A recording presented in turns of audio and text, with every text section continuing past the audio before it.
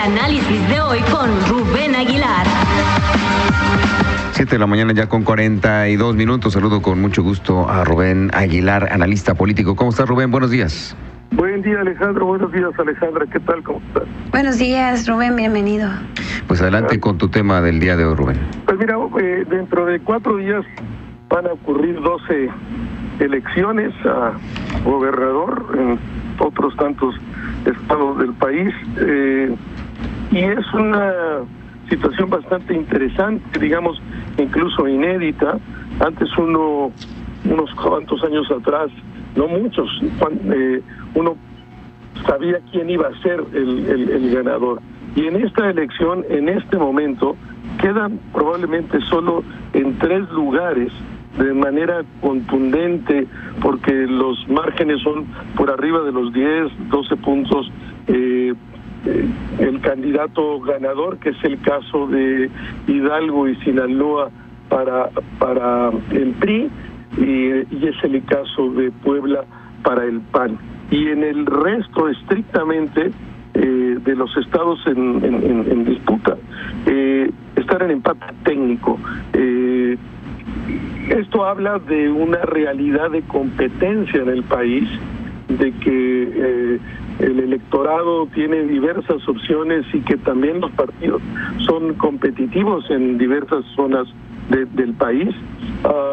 Una cosa interesante en esta elección es que de estas 9 estados que estarían en sentido de empate técnico, en razón de las encuestas que se han publicado, estoy haciendo el análisis solo a partir de las encuestas publicadas. Hay candidatos que mandan a hacer sus propias encuestas, a veces para autoengañarse o a veces bien hechas y profesionales, pero estoy hablando de las que se han dado a conocer y han sido publicadas.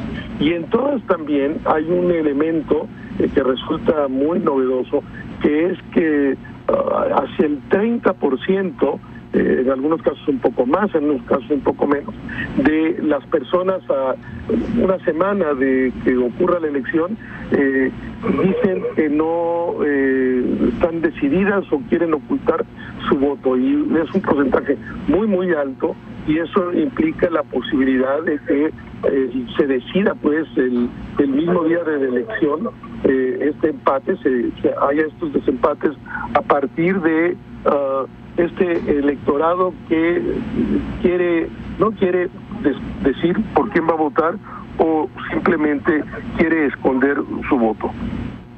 Interesante, ¿no?, este análisis que haces, porque sí, pues en algunos lugares sí es muy visible. En el caso de Chihuahua, Rubén, pues varias encuestas sitúan al Partido Revolucionario Institucional como arriba. Hay una última en donde pues se acorta la distancia, pero las anteriores en todas era muy marcada la diferencia. Sí, tienes toda la razón, y esta última pues cierra la diferencia que había entre el candidato del PRI y el candidato del PAN, y esa es la que la sitúa también en el caso de Chihuahua en un empate técnico, y no está en las características de Hidalgo y de Sinaloa, donde son más de 10 puntos. Entonces me parece sumamente interesante lo que está ocurriendo. No sabemos de 9 estados cuál es la realidad. En algunas encuestas pues es evidente, tiene en la lógica del empate técnico por 4 o 5 puntos, pues tiene ventaja el del PRI, en otros tiene ventaja el del PAN, en un caso tiene ventaja la candidata del PRD en el caso de Tlaxcala, pero no podría ser para cualquier lado porque es estricto empate técnico. Entonces, ¿qué lo va a decidir? Lo va a decidir 2 cosas al final de cuentas. Uno, la cantidad de gente que se presente a votar. La escasa votación tiende a darle ventaja siempre a los candidatos del PRI, porque ellos tienen un voto duro muy sólido, muy consolidado, y si los que van a votar se reduce básicamente al voto duro del PRI, pues esa es una manera de ventaja para el PRI, el que haya escasa participación. Alta participación, se neutraliza el voto duro del PRI y hay más posibilidades de que puedan ganar otros. Y el otro elemento es cómo tú convences a tus simpatizantes por lo mismo a que salgan a votar ese día. Y ahí sí depende muchísimo, suele tener una ventaja el PRI, cuáles son tus estructuras partidarias, cómo estás organizado de tal manera que de verdad puedas acercarte a tus simpatizantes, a los que quieren votar por ti y hagas que realmente salgan a votar. Estos dos elementos van a ser los definitivos para romper el empate el próximo 5 de julio. Y quisiera añadir algunos elementos, Alejandro. En la medida en que se arriba la democracia en el país, se abre este espacio de competencia, que es magnífico, pero al tiempo, cada día que pasa en este mecanismo de la competencia, surgen muchas cosas no deseables, incluso cosas perversas que pecaría 4 o 5 en esta elección. Uno, las masas de dinero que se meten en la campaña.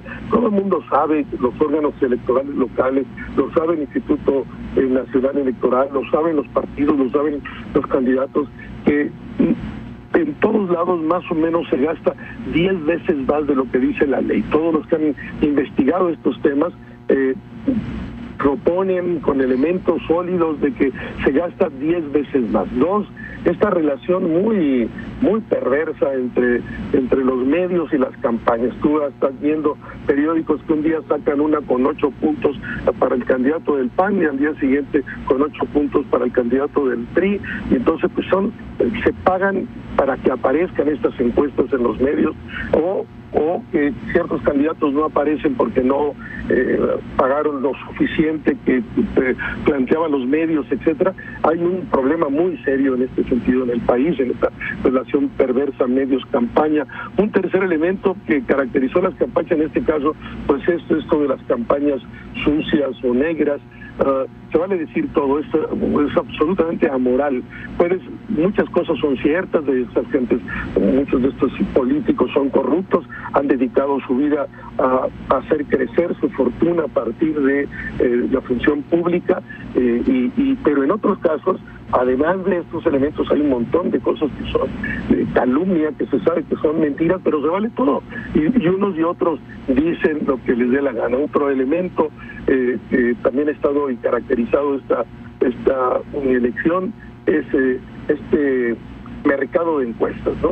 Es increíble, de un lado para otro lado, unas más para arriba, otras más para abajo, y muchas de las empresas se prestan a este juego de vender a tu cliente lo que quiere oír, y en ese sentido pues ha degenerado las encuestas.